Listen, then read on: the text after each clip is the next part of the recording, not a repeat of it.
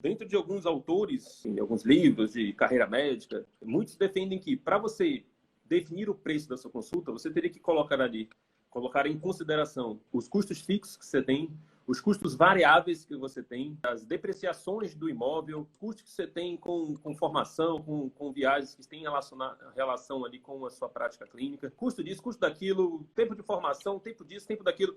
Então, é tanta coisa junta, aí multiplica, tira a raiz quadrada, joga, enfim, tira o logaritmo, e aí você vai ter no final ali um valor que pode cobrar pela sua consulta. Na prática, o que funciona, né? Existem duas leis que basicamente mandam nessa questão da precificação da consulta. A primeira é a lei básica do mercado, a lei da oferta e da demanda. Então, quanto maior a sua demanda, mais você pode aumentar o preço da sua consulta. Quanto menor a sua demanda, quanto menos você é procurado, mais barato vai ficando a sua consulta, né? E a segunda lei é a questão do preço e do valor, tá? É a diferenciação de preço e de valor. Quanto mais valor você agrega ao serviço que você oferece, mais o preço que você cobra se torna irrelevante. E a gente vai discutir basicamente isso, tá? A ideia dessa live é a gente especificar, esmiuçar cada um desses dois pontos para que você, de fato, consiga definir exatamente quanto que você vai cobrar e possa ir aumentando com o tempo o seu valor, o seu preço, à medida que você vai agregando mais valor ao serviço que você oferece. Certo, Sidney? Exatamente, Arthur. E, cara, esse tema dessa live, ele surgiu exatamente de muitas perguntas de alunos, né, de colegas.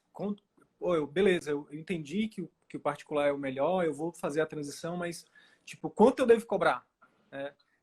Na nossa última live com os alunos, um colega que já tem um determinado tempo de carreira, né, já tem ali uma experiência, um know-how, mas o que estava pegando para ele é quanto que eu devo cobrar, sendo que eu vou entrar agora, sendo que já tem colegas que estão aí há um tempo. E aí é exatamente essas duas leis que vão direcionar, que vão balizar, que vão ser diretrizes para esses colegas. Então, obviamente, se você está, por exemplo, começando agora e você está numa especialidade onde a demanda por essa especialidade é pequena, obviamente que não adianta você, apesar de você fazer esse cálculo todo que o Arthur falou, você chegar no número que é acima do que as pessoas estão dispostas a pagar. Então, é importante levar em consideração isso. Agora, por outro lado, a segunda lei, a gente vai falar como que, com o passar do tempo, você pode ali mostrar para as pessoas, né, aumentar o seu valor percebido, para que as pessoas vejam o valor naquilo que você está oferecendo e que elas possam, por isso, pagar algo diferenciado. Então, é basicamente por isso que a gente pensou nesse tema. Arthur, e aí, para falar dessas duas, antes da gente falar sobre a demanda e sobre o valor agregado, eu queria que a gente diferenciasse o que é valor e o que é preço. Então, eu queria que tu discursasse um pouco, né, falasse um pouquinho sobre isso, porque muitas vezes há essa confusão, né? Tipo, qual é o valor da tua consulta? Qual é o valor do teu atendimento? E existe uma diferença, né? Como é que a gente diferencia isso? A gente pensa que são sinônimos, né? Mas existem nuances ali. O valor é aquilo que o paciente leva e o preço é aquilo que ele paga. Então, se você agrega na experiência que ele vai ter com você muito valor, né, e esse valor, a gente vai discutir exatamente quais são os pontos que você pode atuar para você agregar mais valor, né, para que ele perceba muito valor naquele serviço, e a partir do momento que o nível de percepção de valor dele está alto, ele está tendencioso a pagar, né, o preço que você cobra. O preço vai ser basicamente o que ele vai tirar do bolso e vai lhe entregar. Né? Agora, o valor é aquilo que você vai oferecer para ele. Tá? Então, o preço é o que ele paga pelo valor que você oferece para ele. Basicamente, a diferença, a definição é essa.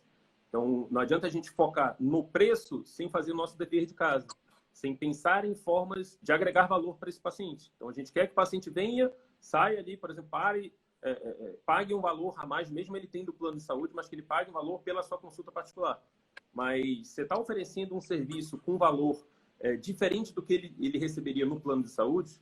No plano de saúde, ele recebe ali uma consulta um pouco mais impessoal, um pouco mais rápida, um pouco mais direcionada. Ele fica numa fila de espera, ele espera para ter a consulta marcada. O tempo de consulta é menor. Então, tem todo um conjunto de fatores de valor que ele está levando numa consulta de plano. E ele, ao entender aquilo, por ele já pagar o preço, né, do plano de saúde, ele aceita aquilo.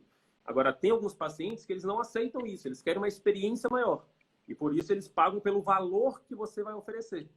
E esse valor que você oferece depende de infinitas coisas. Depende, inclusive, da sua marca, né? Da construção da sua marca. Que aí entra no primeiro tópico, né, que a gente vai discutir, que é a questão da demanda. Então, no atendimento particular, as pessoas não procuram um médico, ele procura o médico. O médico que tem uma marca na resolução daquele problema que aquele paciente está sentindo. Então, se eu executo ações de construção de marca e se eu executo ações de posicionamento, né, onde eu me torno o primeiro a ser lembrado na cabeça do cliente em determinada patologia, né, em determinada situação, na resolução de determinado problema, minha marca, né, aumenta, as pessoas têm um valor percebido só pela minha marca e elas já estão um pouco mais dispostas a pagar pela minha consulta. Ou seja, já aumenta a minha demanda e aí aumenta a possibilidade de eu cobrar um preço um pouco maior. Então, primeira regra de tudo, né, é essa questão de oferta e demanda. No segundo momento, a gente discute essa questão do valor. Mas a primeira regra que incide vai ser a oferta e demanda. Vai ser o quanto que a sua marca é procurada ou não. As ações de posicionamento, né, que a gente já defende em outros conteúdos, as ações de marketing, né, em alguns casos, publicidade, as ações de networking, as ações que vão fazer você ser o primeiro a ser lembrado na cabeça do seu cliente, elas são fundamentais para que você pense em algum dia ir aumentando o preço que você cobra. Então, se você tem uma agenda totalmente ociosa, você não tem como pensar em preço nesse momento.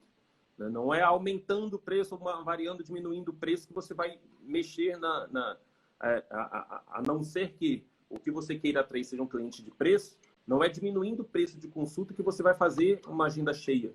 Né? O que vai fazer a sua agenda cheia, você vai aumentar, aumentar a busca do seu paciente, do seu potencial paciente, pela sua marca. Então, quanto mais você comunicar a sua marca, né, você conseguir gerar valor para esse paciente antes dele lhe conhecer, né, através das suas ferramentas de marketing, o valor da sua marca aumenta, consequentemente maior a demanda e, consequentemente, maior o preço que você vai poder cobrar.